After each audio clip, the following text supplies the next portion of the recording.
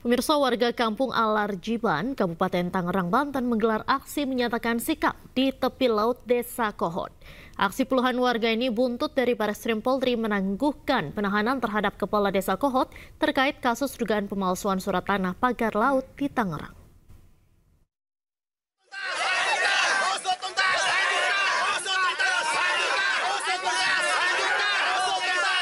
Sambil meneriakkan yel-yel, usut tuntas dan lanjutkan, puluhan warga di Kabupaten Tangerang, Banten menggelar aksi di tepi laut.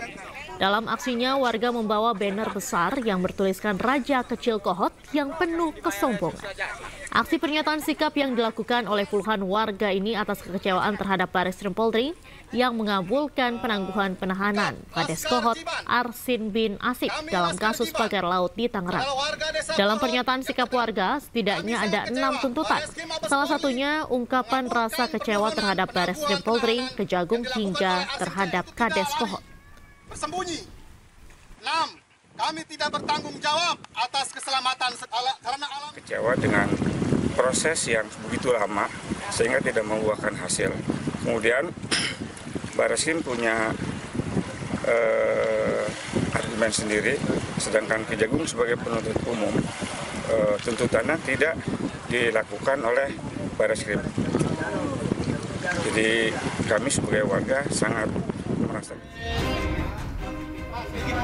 Sebelumnya, Kepala Desa Kohot Arsin bin Asip bersama 3 orang lain ditahan di Bareskrim Polri pada 24 Februari 2025. 2 bulan berlalu, penyidik Bareskrim menangguhkan penahanan 4 orang ini karena telah habis masa penahanannya dan terbentur pemberkasan di Kejaksaan Agung. Jaksa meminta penyidik menyertakan pasal tindak pidana korupsi, sementara penyidik Polri tetap menganggap kasus ini masuk ranah pidana umum.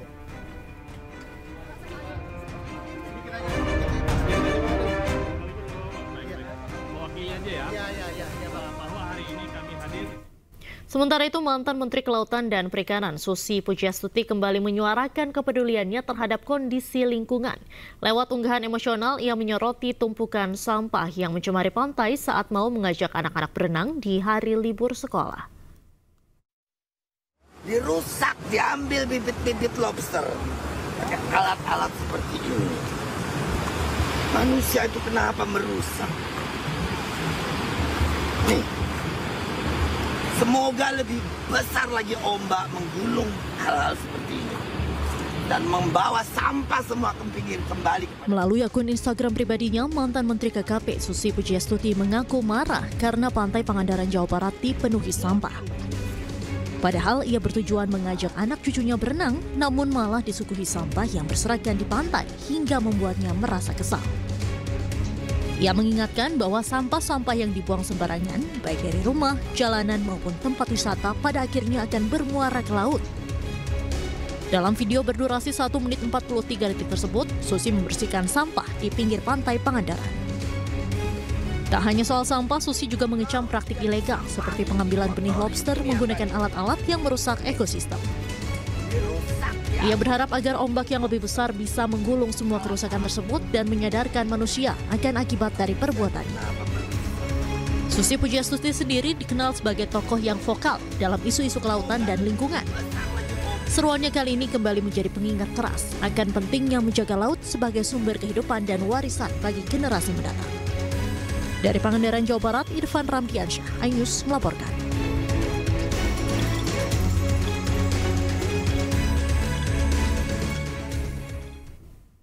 Kita beralih ke informasi lain, pemirsa. Penyidik Kejaksaan Negeri Jakarta Pusat kembali melakukan penggeledahan terkait kasus dugaan tindak pidana korupsi pengelolaan Pusat Data Nasional Sementara atau PDNS Kementerian Komunikasi dan Digital periode 2020-2024.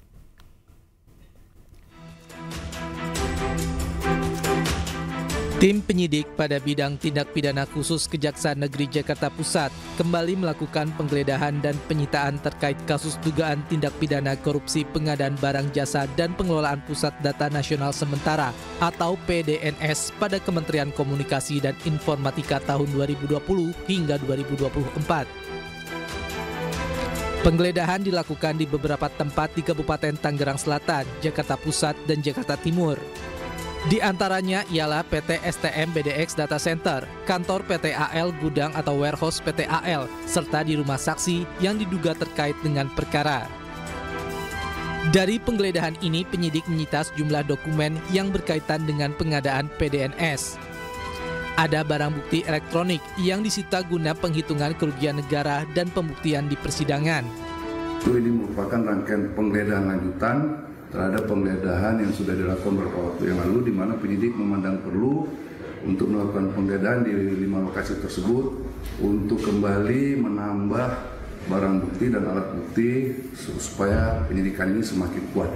Sampai saat ini saksi yang sudah diperiksa oleh penyidik itu sebanyak 70 orang saksi, dan penyidik masih terus melakukan pemeriksaan saksi tambahan. Di samping itu juga penyidik telah melakukan pemeriksaan beberapa orang ahli. Terkait dengan tersangka, penyidik belum menetapkan tersangka, tapi penyidik telah mengantongi beberapa nama sebagai calon tersangka. Tiba waktunya nanti penyidik akan menetapkan tersangka tersebut, calon tersangka tersebut menjadi tersangka, dan akan menyampaikannya kepada publik atau kepada masyarakat.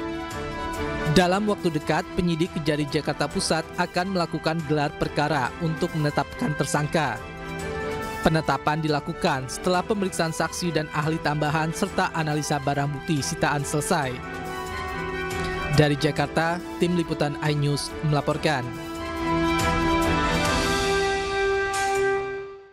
Pemirsa, Gubernur Jawa Barat Deddy Mulyadi akan menerapkan kebijakan menyerahkan anak-anak Kota Depok yang dinilai nakal ke TNI dan Polri.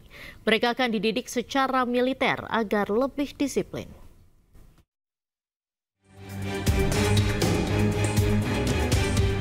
Gubernur Jawa Barat Deddy Mulyadi akan menerapkan kebijakan menyerahkan anak-anak Kota Depok yang dinilai nakal ke TNI dan Polri. Rencananya kebijakan ini akan mulai diterapkan pada Mei 2025. Nantinya anak-anak akan dididik ala militer agar lebih disiplin. Pemprov Jabar akan menyiapkan anggaran selama 6 bulan hingga 1 tahun untuk pembinaan. Nah, itu kan diperlukan metodologi, selain metodologi kedokteran, kemudian psikologi, kemudian sosiologi kehidupannya, termasuk juga pola pendekatan militer. Nah, kelihatannya kan Tiongkok itu saya lihat melakukan itu, sehingga anak-anaknya penuh harapan, kemudian energik, dan ini adalah masa depan. Dan kalau saya lihat, saya bicara dengan orang tua, itu tepuk tangannya kenceng banget. Artinya memang sudah menjadi keresahan. Enggak, bukan anak-anak di wajah militer, orang tua yang sudah tidak punya kesanggupan untuk mendidik anaknya karena anaknya nakalnya luar biasa, bisa diserahin ke kita, gitu loh. Jadi tidak ada unsur pemaksaan. Kalau orang tuanya nggak boleh, kita nggak akan. Sementara itu, seluruh jajaran TNI Polri di Kota Depok mengaku telah siap melaksanakan program militer untuk anak nakal.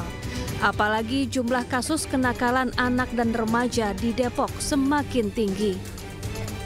Tentunya kami sangat siap, karena ini adalah tanggung jawab kita bersama. Bahwa kenapa anak-anak itu menjadi nakal, pasti ada penyebabnya. Mungkin kurang perhatian, mungkin kurang sosialisasi.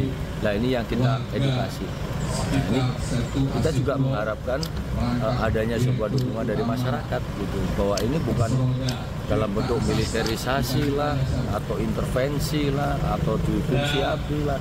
Jangan digiring ke arah kesananya, karena memang masyarakat juga membutuhkan. Anggaran keamanan masyarakat kami sangat mendukung, mendukung dalam artian ini juga termasuk salah satu yang kami sampaikan, bahwa membina anak-anak ini bukan hanya tugas kami, bukan hanya tugas dari teman-teman Kodim, tapi semua pihak. Dan alhamdulillah ini direspon oleh beliau, Gubernur, program untuk anak-anak yang tadi di pondok atau dilatihkan secara ini akan kita dukung, tentu dengan memberikan pemahaman sesuai dengan. Nantinya pola militer ini tidak akan dilakukan secara paksa. Jika orang tua tidak memberi izin, maka sang anak tidak akan mengikuti program. Namun bagi orang tua yang sudah tidak sanggup lagi mengarahkan anak-anaknya, Pemprov Jawa Barat siap mengambil alih. Dari Depok, Jawa Barat, Iyung Rizky, iNews melaporkan.